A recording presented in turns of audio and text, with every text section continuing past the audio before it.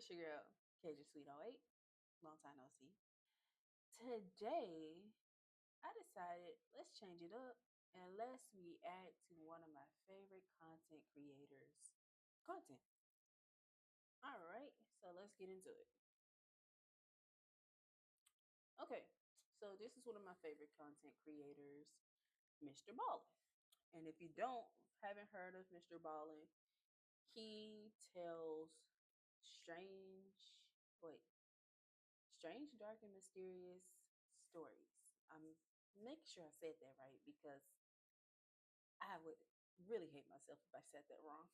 Anyway, so he just recently uploaded today as of me recording this, and I didn't want to watch it, you know, alone this time. I want to,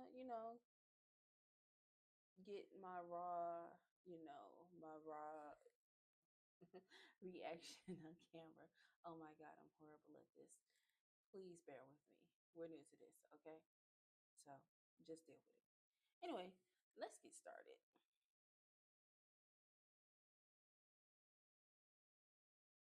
Today, we have a very special video for you guys. We have a collection of 5 disturbing photo stories, and the first one you're going to hear is totally brand new. And the other 4 are fan favorites, where at the end of each of them, you'll see a very disturbing photo, and each story gets progressively more disturbing as we go. Now, even if you've seen those 4 other stories, don't worry, they've all been totally re-edited, remastered, kind of rethought through, so it'll feel like a new viewing experience. And again, also, the very first story of this video is completely brand new. But before we get into those 5 stories, if you're a fan of the strange, dark, and mysterious delivered in story format, then you've come to the right place because that's all we do, and we upload once a week. So, if that's of interest to you, please break into the like button's house and use Rain-X to write the words "I'm watching you" on their bathroom mirror, so that every time they take a hot shower, they see the creepy message. Also, please subscribe to our channel and turn on all notifications so you don't miss any of our weekly uploads. Okay, let's get into today's stories.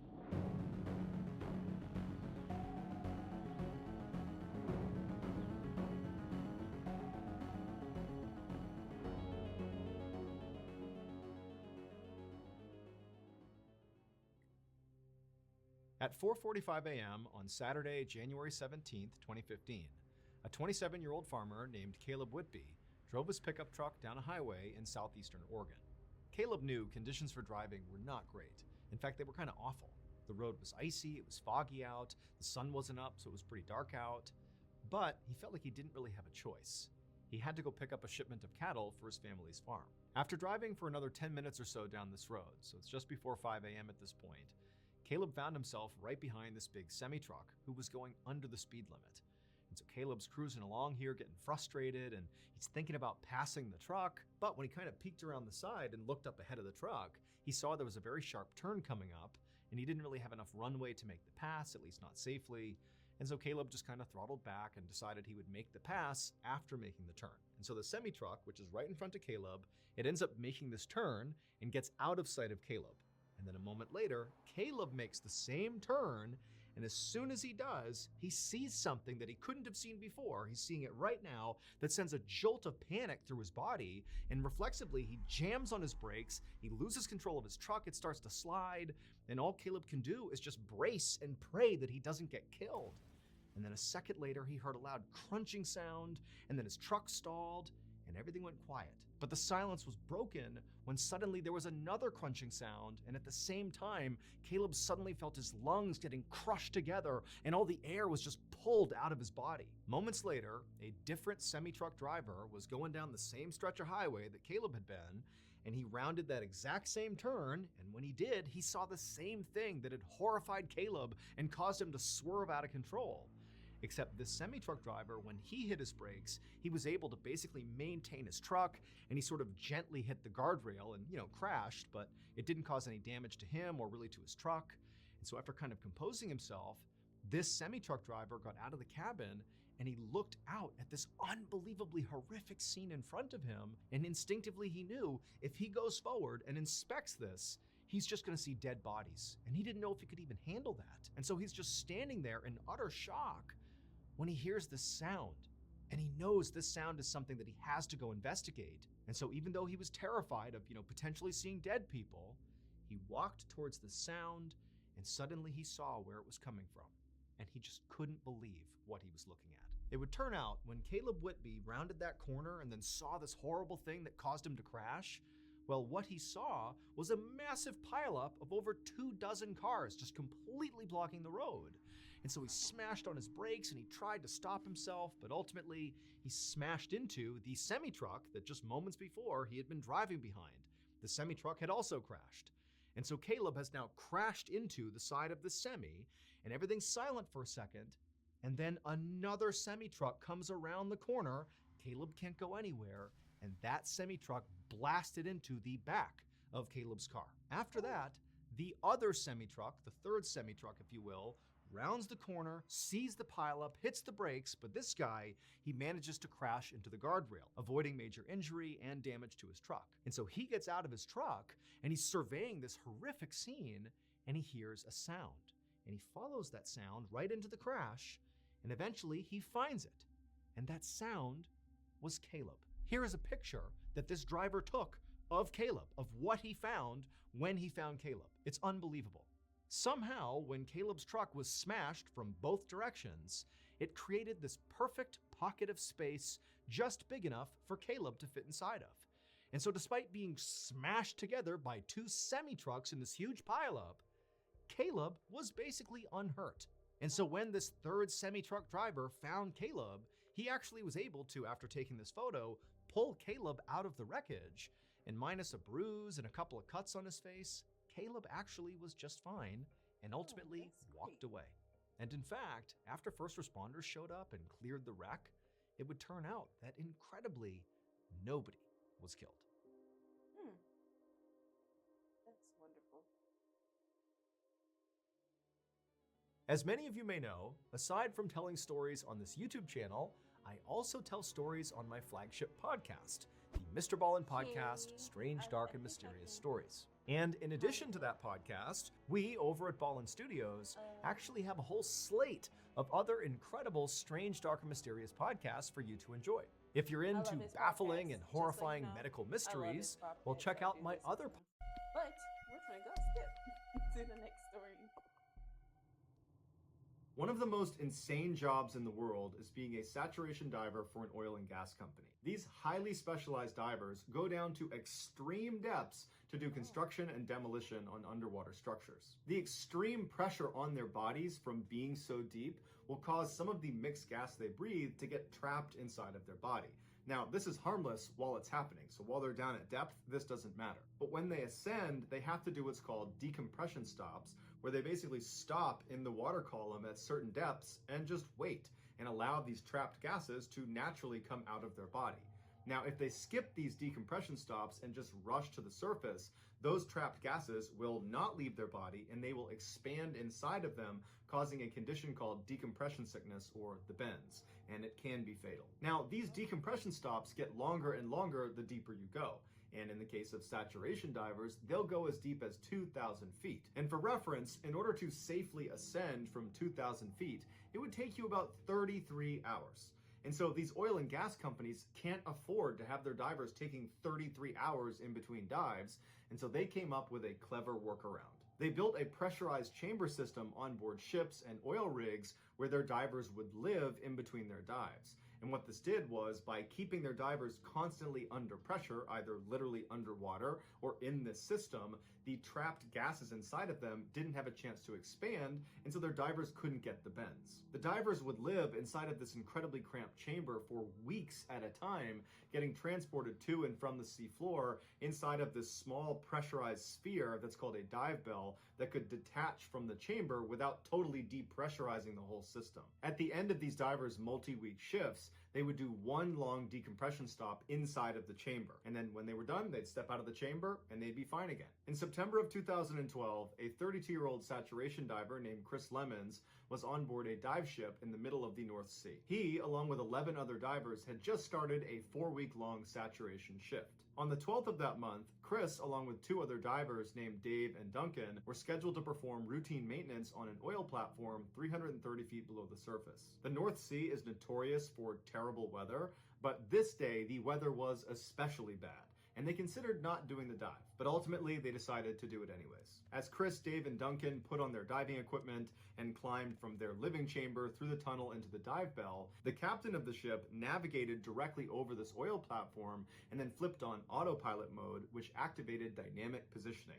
Now, dive ships rely heavily on dynamic positioning, which is really just this high-tech computer that makes sure, as soon as you turn it on, that the ship does not move from a particular spot in the water. So regardless of the swells and the wind, the ship stays steady. And this is really important when you have divers in the water, because the dive bell is connected to the ship and the divers are connected to the dive bell. And so if the ship is moving all over the place, so is the dive bell, and so are the divers, making it impossible for the divers to do their job. Once the captain had the dynamic positioning up and running, the 3 divers sealed the door of the dive bell behind them, and then the dive bell was detached from the chamber and then lowered through a hole in the middle of the ship into the ocean. Once the bell got down to 330 feet, Chris opened up a hatch on the bottom of the dive bell that led directly into the water. Now, because the pressure inside the bell matches the pressure outside the bell, water does not come in through this hole. Duncan was the bellman for the night, so he would not be going out and doing any diving. He would be staying in the bell to support Dave and Chris. And so he helped them get their big helmets on and connected their umbilical to each of them. Sat divers, when they're outside of the bell, are completely reliant on their umbilical. It's this long stretch of tubes and wires that are connected directly to their suit and to their helmet, and it provides air as well as heat and electricity to their lights, and it provides radio communication up to the people on the boat. Once Chris and Dave were all set up, they slipped through the hole at the bottom of the bell, which brought them down to this little platform that was suspended right below the bell, and from there they leapt off all the way down to the sea floor.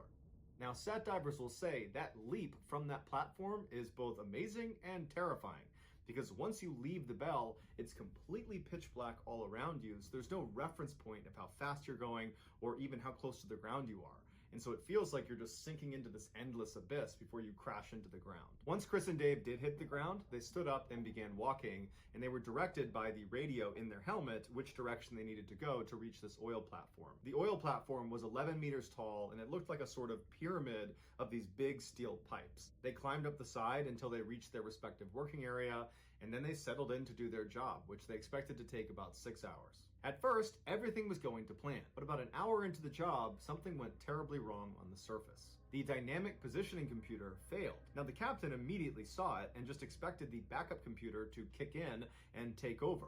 But in a terrible turn of luck, the backup computer also failed. And so very quickly, this huge dive ship began drifting in the rough seas, dragging with it the dive bell and the divers 330 feet below. While the captain struggled to try to fix the system and get it back online and get the ship back on station, another crew member hopped on the radio and called down to Dave and Chris, who were outside of the dive bell, and told them to abandon the structure and get back in the bell ASAP. And Chris and Dave could tell from the urgency in this person's voice that this was no drill, this was serious. Chris and Dave were both positioned on the south side of the structure about halfway up, and their umbilicals were running straight up the structure and then northward because the ship was drifting northward. So neither Chris nor Dave could go around the structure. They needed to go straight up before being able to climb their umbilicals back up to the bell. And so both men began climbing, but they could feel the tension on their umbilical was getting tighter and tighter, and Dave managed to get all the way to the top, and he cleared the lip, and as soon as he was on top, he started getting pulled away from the structure.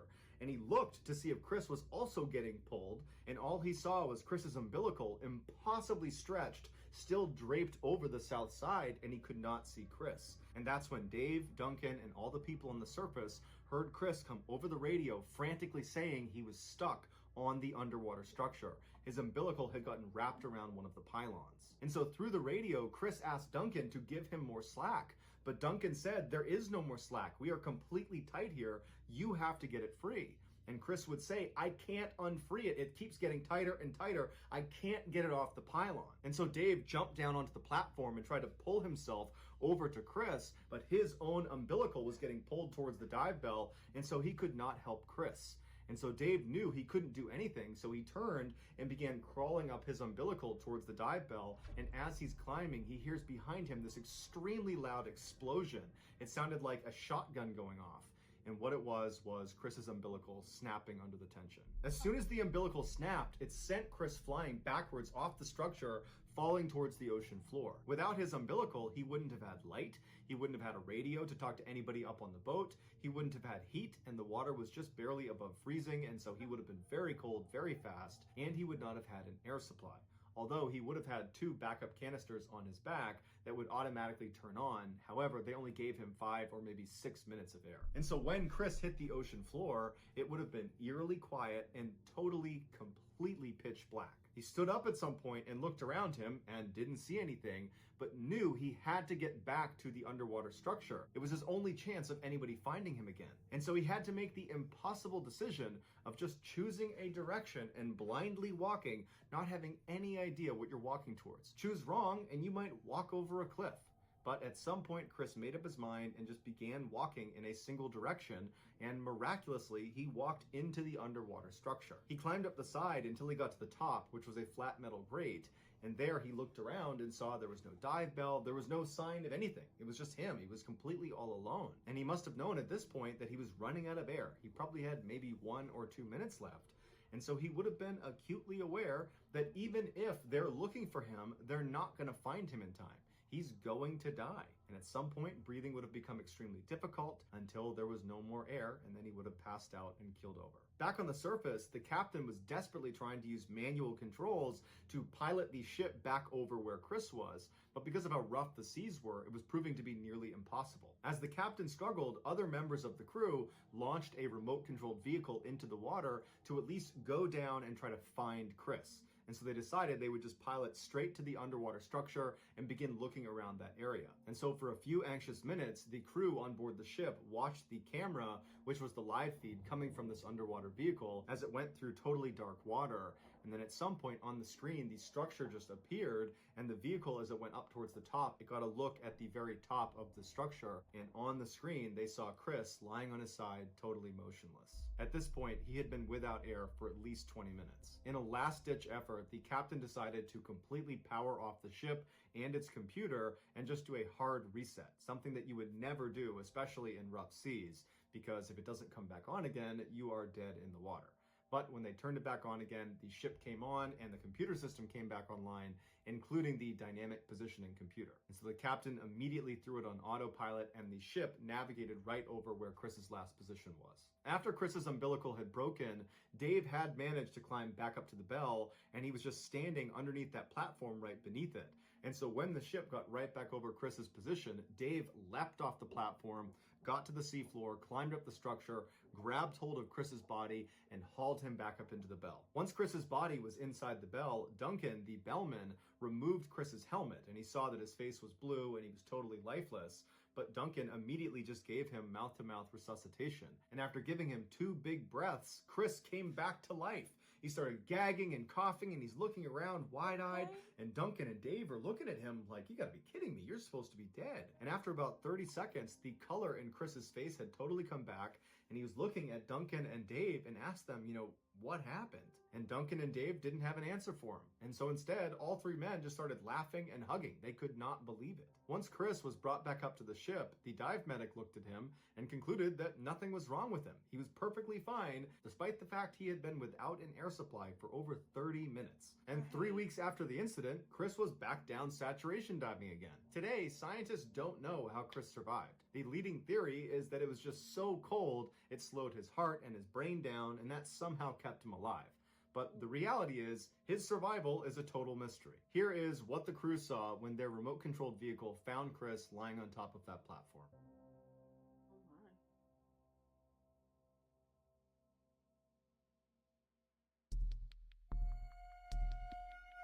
Un momento.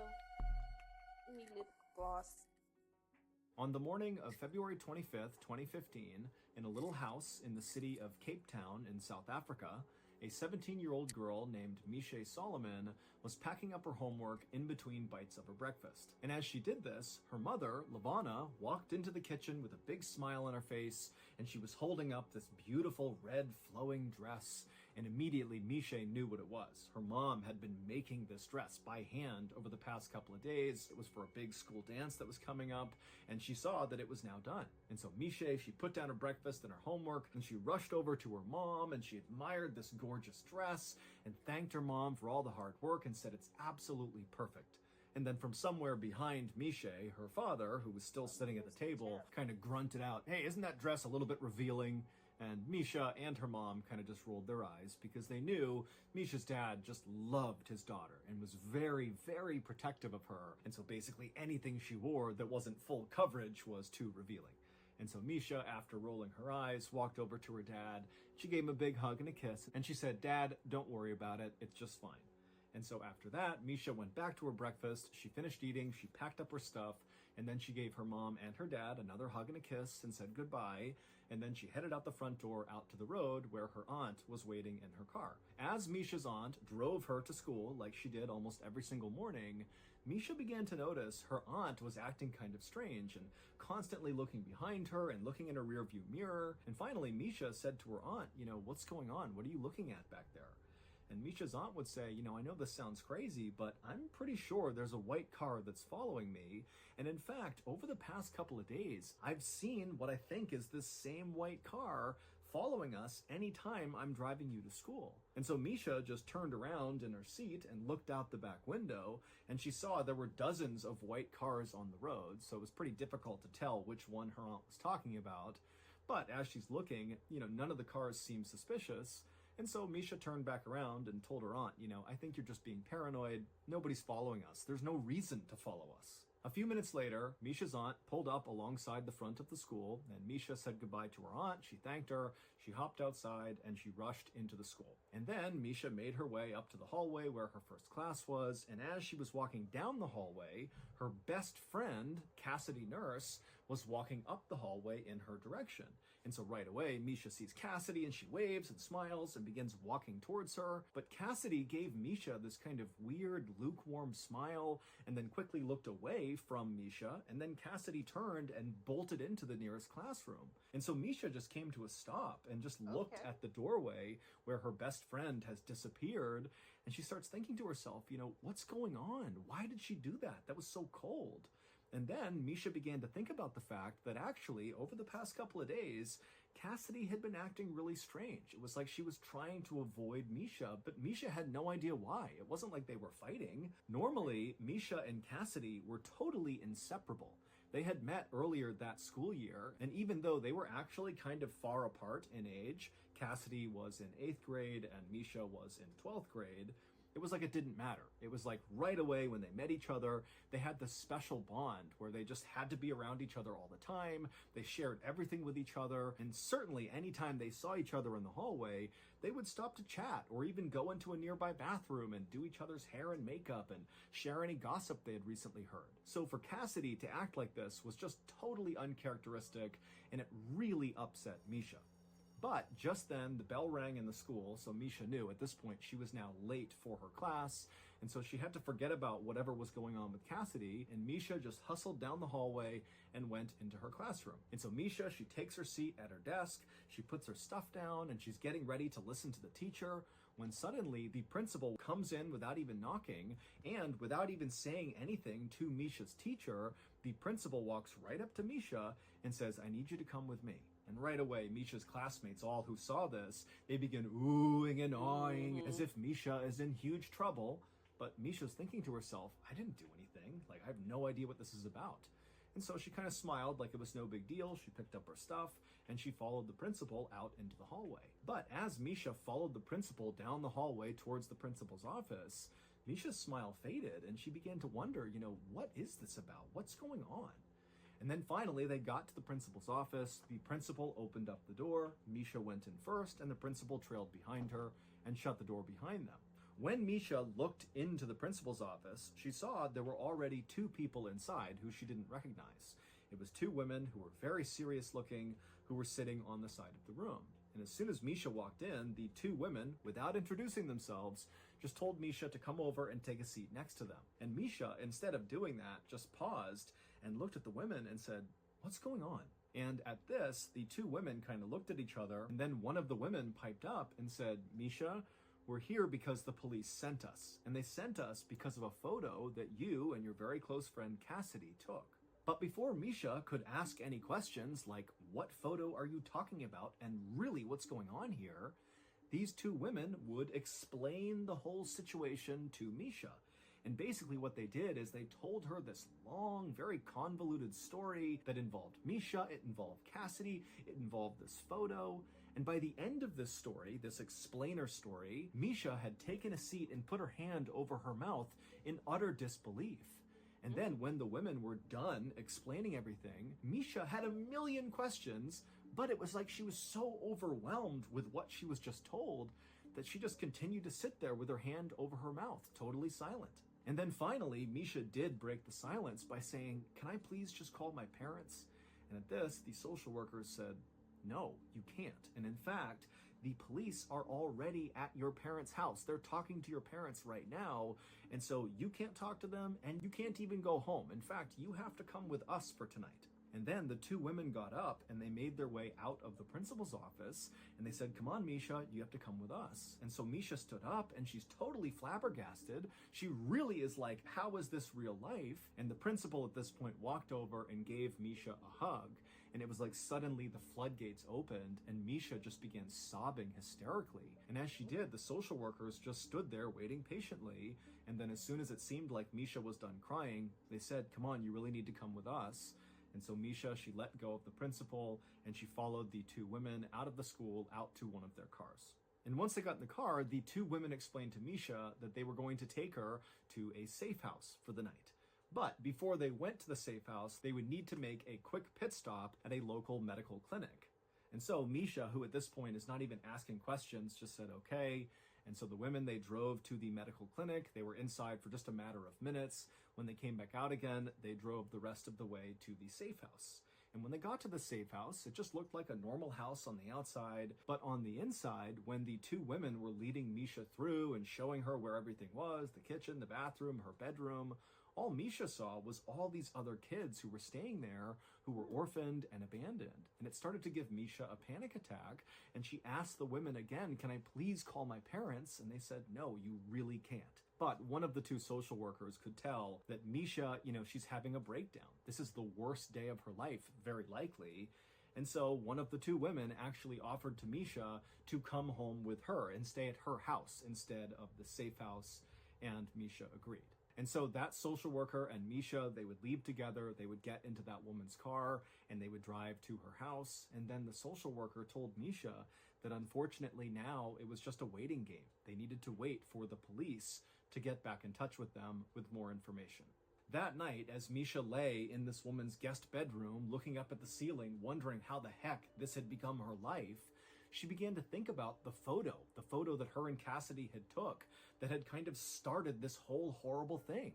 And so Misha began to think about the day they took this picture, and all she remembered was that she and Cassidy were just kind of goofing around and smiling and making funny faces and just taking photos as they went. She certainly didn't think that one of those pictures they took would totally change her life. The following morning, when Misha woke up, the social worker brought her to their office, the social worker's office, and there they met with the other woman who had first met Misha in the principal's office, and the three of them just sat in the office, not talking much, eating chicken wings and other snacks, just literally waiting for police to call them. And finally, they would call. And when they did, one of the social workers answered the phone, and as she listened to what she was being told, she began to frown, and by the time she hung up, she was crying.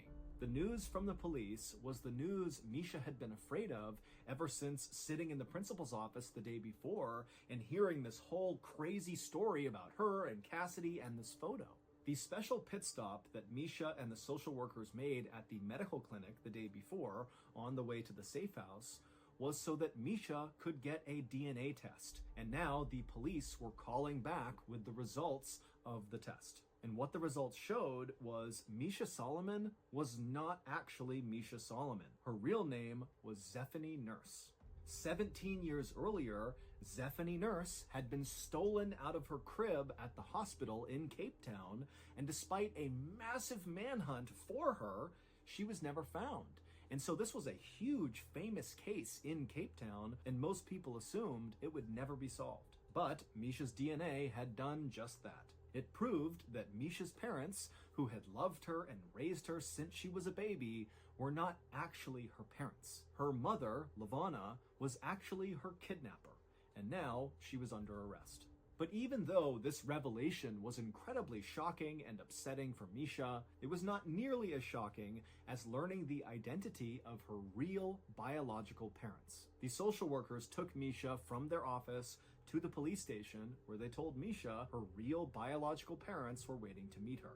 And so once they went inside the police station, Misha gripped onto the social worker's arm tightly. She was incredibly nervous, and she was led down a hallway to a door that was shut. And then finally, when Misha was ready, she pushed the door open, and her real parents, who were sitting right in front of her, they stood up and they ran towards her crying. But Misha just stood there, stunned and silent, staring at them. Because these people, they were not strangers to her. She knew them extremely well. They were the parents of her best friend in the world, Cassidy Nurse. Which meant Misha, aka Zephany Nurse, was Cassidy's sister. Months earlier, when Misha and Cassidy first met each other, the reason they hit it off so quickly, and the reason they had similar senses of humor and liked the same things, and looked so dramatically similar, is because they were literally sisters. They just didn't know it. And then one day, they took a series of selfie photos of themselves, and Cassidy, she would go home and show one of those photos to her parents and say, hey, look, my best friend, Misha Solomon, look how similar we look. And when Cassidy's parents looked at Misha Solomon, they instinctively knew, that is our daughter. That is Zephany Nurse. And so they would bring this photo to the police, and the police would begin to investigate. And during this investigation, they began trailing Misha. So when Misha's aunt told Misha that she thought a white car was following her, she wasn't just being paranoid. Those were investigators following Misha around, trying to get a feel for her schedule, because they needed to approach her when she was alone in order to get a DNA sample. They were worried if they contacted Misha and tipped off what they were doing, she would tell her parents, who were actually her kidnappers, and then potentially they might take Misha and run away. And so they couldn't risk that. They had to basically follow her around and wait for an opening to get this DNA test done. And so this was also the reason why Cassidy was acting so strangely towards Misha in the few days before the truth was revealed. It's because Cassidy knew about this investigation, and the police told her, you can't tip Misha off. She will tell her parents, her kidnappers, and they might abscond with her. And so Cassidy basically felt awkward and kind of just hid from Misha for a couple of days. The woman that Misha had grown up with and called her mom for her whole life, LaVonna Solomon, was ultimately convicted of kidnapping and sentenced to 10 years in prison. There has never been any evidence to suggest that LaVonna's husband, so Misha's dad for her whole life, actually knew that the baby had been kidnapped, because 17 years earlier, LaVonna had been pregnant with their child. But it's believed she miscarried, and LaVonna did not share that with her husband. Instead, she told her husband that she had gone into labor while he was at work and delivered their child, and so that's how they had this baby, Zephany, when in reality, after LaVonna had miscarried, she had at some point dressed up like a nurse, gone into the hospital, and stolen Zephany. For her part, Zephany, aka Misha, stayed in touch with both sets of parents, the fake ones and her biological ones. And she would say that, she still loves the parents who kidnapped her because they raised her and they treated her well. And in fact, Zephany would actually wear that beautiful flowing red dress that LaVonna had stitched for her to her high school dance well after the news came out about who LaVonna was. Misha also decided that she would just keep the name Misha because that was what she was used to, instead of going back to her baby name, They do Zephany. look alike. Oh, Lord.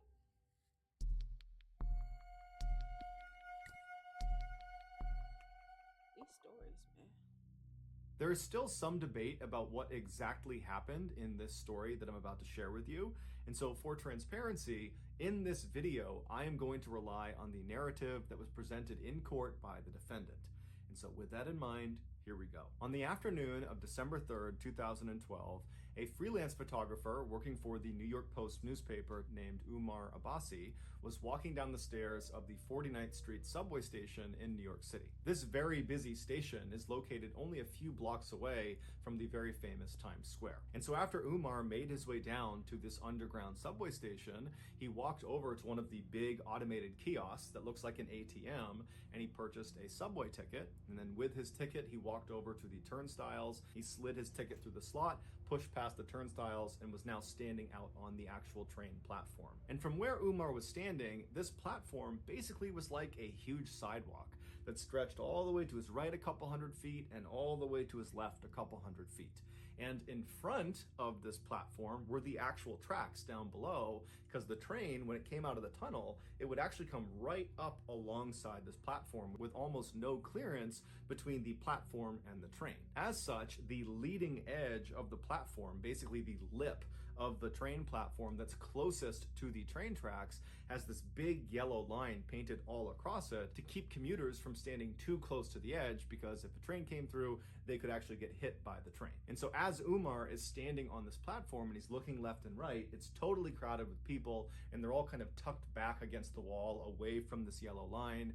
And so Umar decides he's going to turn right and wait at the right end of the platform, just because he saw down at the far end there appeared to be a gap in people, and he figured he could stand right there. And so Umar begins navigating past all of these people on the right side of the platform, and for the most part, everyone he is passing either has their head buried in their phone, or they're listening to music, or both. Because the thing about riding trains, especially trains in busy cities, is none of the commuters want to talk to anybody else. They want to be completely left alone. And so as Umar is walking, everyone was basically doing that. But at some point, he did pass two people that were engaged in a pretty heated conversation. Umar had no idea what they were arguing about, or if they were even arguing at all. He didn't know who these people were, but he took mental note of the fact that two men were kind of bickering with each other. And so he walked past them, didn't give it much of a second thought, and he arrived at a gap in the gaggle of people waiting for the train. And there he just stood well back of the yellow line, where he pulled out his camera and began clicking through the images he had taken earlier in the day at an earlier photo shoot. And so as he's clicking through these pictures, he starts to notice that those two men who had been bickering before are now straight up yelling at each other. They're screaming obscenities at each other. It's not clear who's fighting about what or who was the aggressor, but it's very obvious that at this point they're fighting. And so Umar looked away from his camera and looked left down the platform towards these two guys. And so these two guys are about 100 to 125 feet away from him, and all the people that were standing in the vicinity of these two men are beginning to migrate away from them. They just don't want anything to do with them, because the thing about being in subways, especially in cities like New York, is there's lots of people that go down into these train stations that are inebriated or mentally unstable, and so very strange and bad behavior is just kind of a normal thing,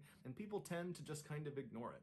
And so that's what's happening. People are kind of walking away from these two fighting men, doing their best to pretend it's not happening. And so Umar spent a couple more seconds staring down the platform at these two men, but eventually just shrugged and thought, you know what, whatever problems they have, they're not mine. And so Umar went back to his camera and continued to click through his pictures, when all of a sudden he hears a scream coming from the left side of the platform.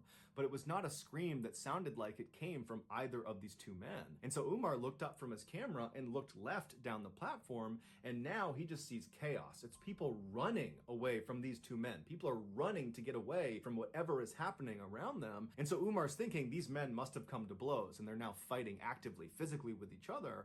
But when finally the crowd kind of cleared for a second, he saw a woman pointing down at the train tracks right in front of where those two men had been standing. And so Umar looks at the woman and he follows her finger down onto the tracks, and he sees there is now a man, one of the two men who had been fighting, laying face down on the train tracks. And then, to Umar's horror, he looks up down the tunnel where the train would come out of, and he sees the headlights of the train. It is now coming into the station. And so Umar starts running down the platform to try to get to this man to pull him out of the tracks. And as he's running, he pulls out his camera and he turns the flash on and he holds the shutter down and he aims it at the train conductor to hope the flashing of his camera will alert the train conductor to put on the emergency brake and stop the train before he hits this guy down on the tracks. And so as Umar is running, trying to signal this train conductor, the man down on the tracks tries to stand up, and Umar sees he's really struggling to stand, and when he finally gets up, he turns and he grabs the edge of the platform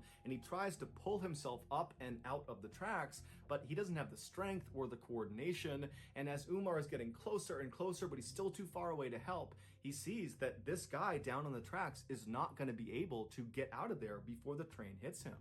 And so Umar finally comes to a stop and he watches as this man down on the tracks lets go of the lip of this platform and just turns and faces the train like he knows what's about to happen. And then seconds later, the train, although it did try to stop, impacted this man and killed him instantly. The man's name was Kaisar Khan, and he was 58 years old.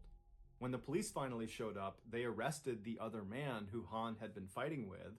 He was a 30-year-old named Naeem Davis, and Davis would actually tell police that he had been fighting with Han and he had pushed him onto the tracks, but it was in self-defense. However, that self-defense story didn't stop him from being charged with murder. While Davis sat in jail waiting for his trial, the media and the public at large had already come to the conclusion that Davis was guilty. And this was due in large part to a particular picture. As Umar was running down the platform, holding up his camera, holding the flash down, trying to flag the train conductor to get him to stop, Umar was also taking dozens and dozens of pictures.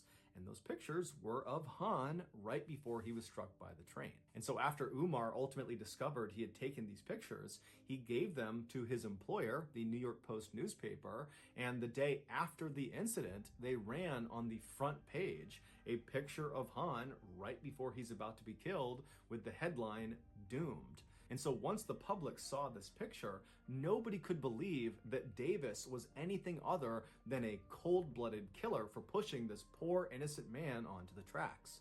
But as it would turn out, nearly 5 years later, when Davis did finally get his trial, he was acquitted of all charges because it turned out Han was very drunk and had picked a fight with Davis, and Davis was filmed on more than one occasion on the platform trying to get Han to leave him alone.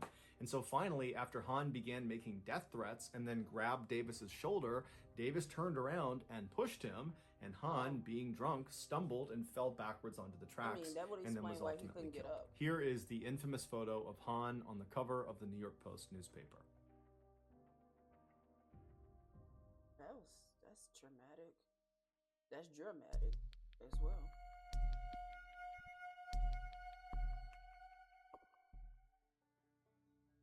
On January 30th, 1925, a 37-year-old man named Floyd Collins walked through this huge forest in central Kentucky inside of a national park.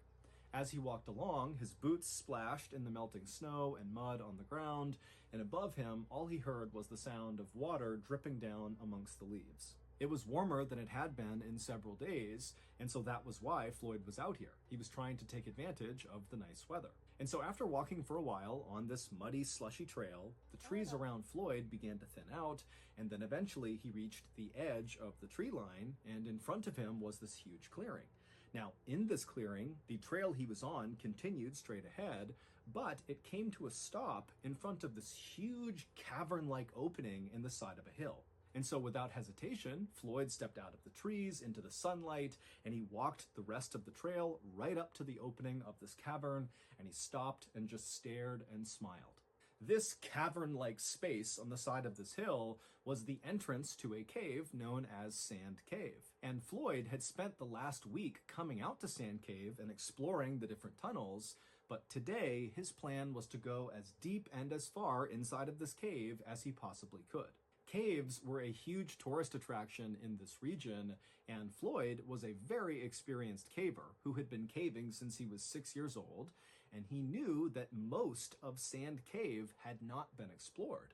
And so if he could go in there and explore all the different parts of the cave and map it all out and make sure it was safe, it was sure to be a huge moneymaker. He could bring people here and lead them on guided tours. So Floyd left the muddy path he had been walking on and stepped foot inside of this grand entrance to Sand Cave. It's basically this 250-foot wide cathedral-like space inside of this hill with ceilings high enough you could stand, but it's totally dark in there. And despite being this big open space, it very quickly funnels to this one kind of tunnel that goes straight down and connects to all these offshoot underground passageways, many of which have never been explored before.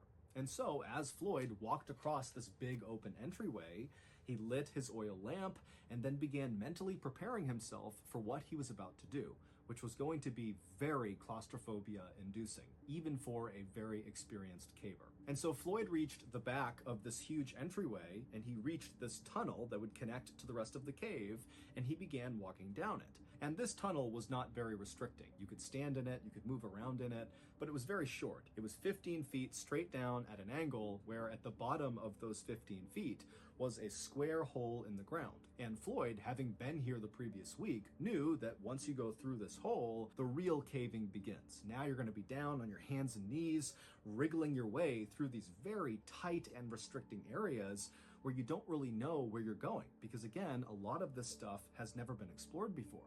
But this is why Floyd loved caving. He loved the adventure and the risk of doing things like this. And so Floyd got to this hole, he put his oil lamp down on the ground, he casually lowered himself feet first into this hole, which dropped down several feet, and then once he was on firm ground, he reached up, grabbed his oil lamp, and pulled it into the hole with him. Once he was inside of this lower level space, he crouched down and looked around, and off to his right was a tunnel that he could crawl through that seemed to lead to a series of other tunnels. And so he puts his lamp in front of him, he gets down, and he begins crawling through this tunnel. And after a little while, he reaches this kind of fork in the road where he had several options of very narrow tunnels to choose from.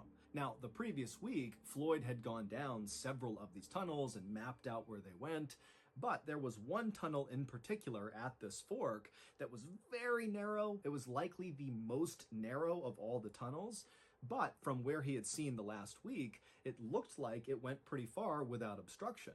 And so he immediately began going head first into this tunnel where he had no idea where it was going to go. Think about that.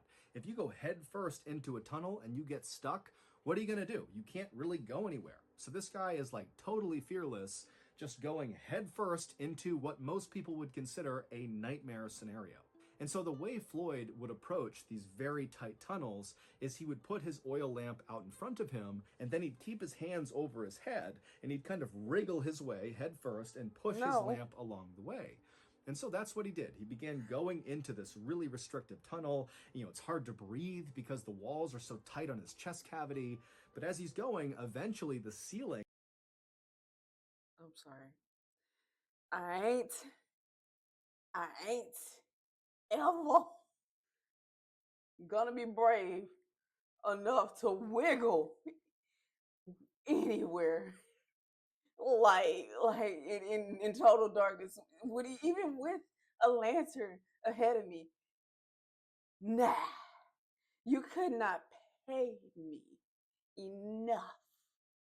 You could not pay me enough to do this. Just people who explore caves and do all this wiggling and stuff. Good for you you're getting the thrill of your life, because nah, and y'all be doing it for free. Some of you. How? Anyway, I'm finna go back, but nah. Begins to slope upward just enough that he can pull himself up onto his hands and knees and kind of catch his breath. By this point, Floyd was approximately 55 feet underground. That's where this little pocket was, where he could get up on his hands and knees and breathe. And so from this position, he still could see with his lamp that this tunnel continued to snake further and further down, and his hope was that eventually it would lead to a big underground chamber that was not just big enough to go to your hands and knees on, but was big enough you could stand and walk around in, because those were the big tourist attractions. Not only because it seems like another world underground that you can fully explore and walk around in. This man was gonna map this out so we can put other people. I mean, let other people be on tour with him.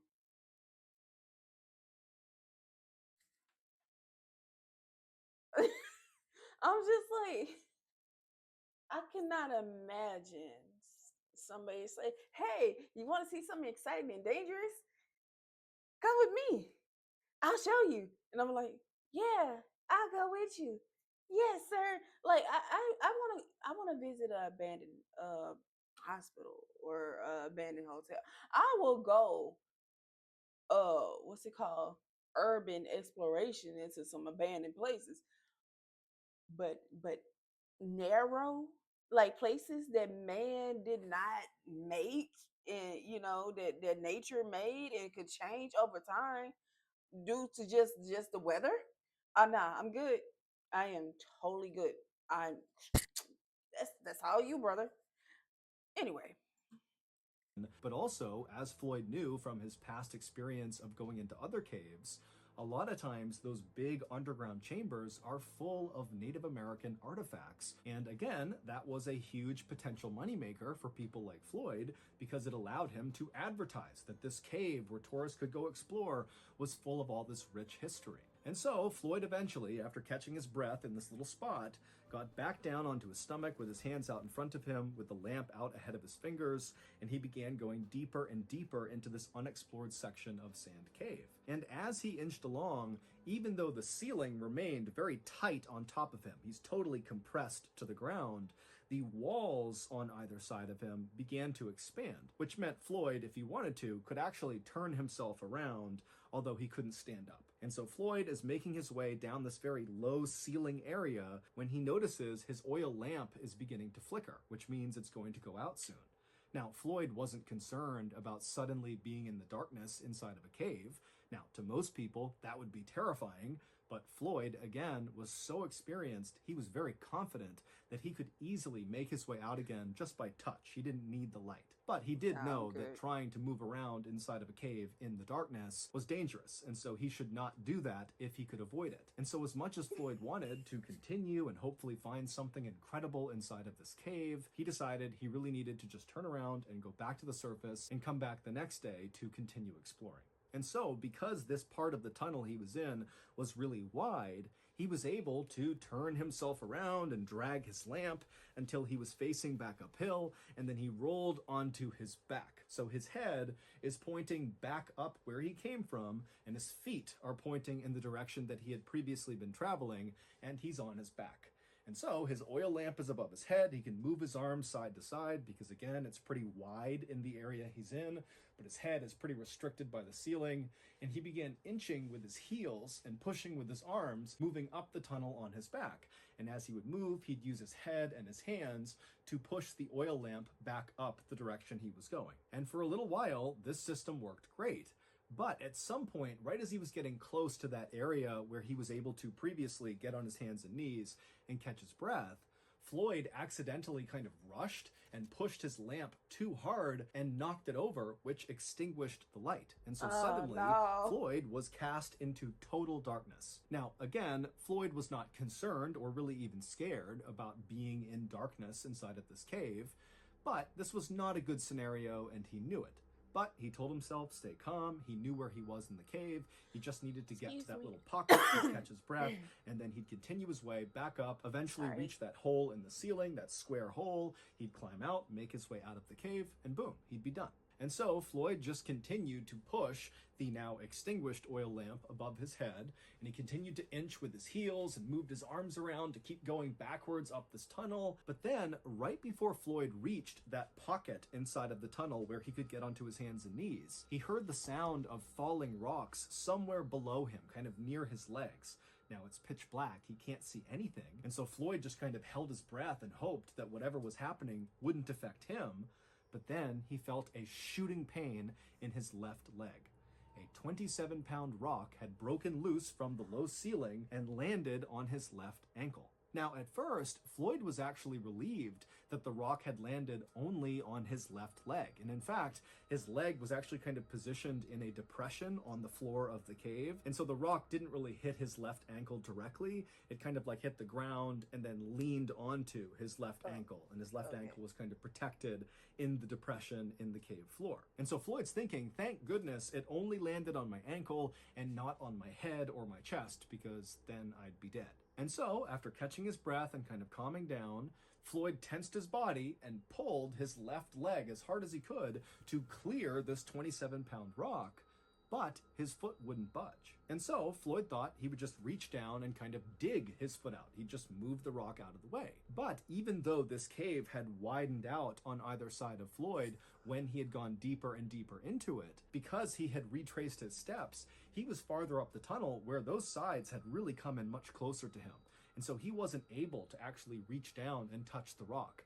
The walls made it impossible. And so he wasn't able to use his hands to clear this rock. And so Floyd is pinned underground, unable to move, in absolute pitch darkness inside of a cave that's practically crushing his chest because the ceiling is so low. And he knows it's unstable. The ceiling has now fallen off. So there's a chance more rocks could come in at any time. I mean, this is like a worst case scenario for anybody who goes caving. But Floyd told himself to just stay calm. He knew this was a very bad situation, but people were certain to find out he was missing, and they knew he had gone to Sand Cave, and they would come here, they would find him, and they would rescue him. And so Floyd just decided he would wait. And for an agonizing 30 hours, remember, 30 hours of pitch blackness, trapped in a totally claustrophobic environment. 30 hours of this, no food, no water, can't go to the bathroom. He's laying there for 30 hours, and then finally, he hears a voice coming from somewhere near the entrance of this cave. And when he heard that voice, it was like the sweetest sound he had ever heard. Because not only did they represent help, but the voice was coming from Floyd's brother, Homer, who was also a very experienced caver.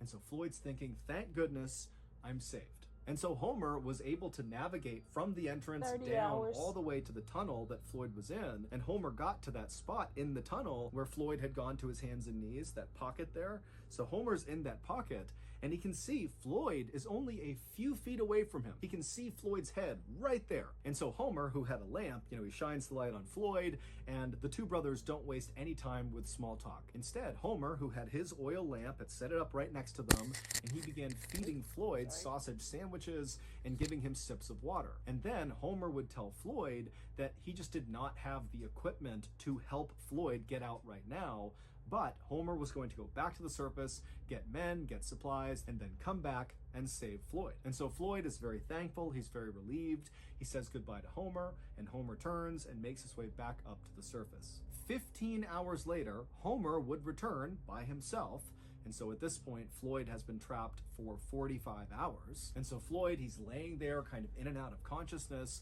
and he hears the sound of Homer calling out to him, and then he hears the sound of Homer chiseling away at some rocks. It would turn out Homer's plan to save Floyd was basically to chisel away the side of this section of tunnel that Floyd was stuck in order to be able to reach down and somehow, some way, clear the rock off of Floyd's leg and then pull Floyd up. Now, Floyd understood, of course, that this plan of chiseling away the side of this tunnel to make it wider was going to take some time. But luckily, Homer had shown up with more food and water, and they chatted the whole time as Homer worked, and so Floyd was in good spirits, and Homer was very optimistic.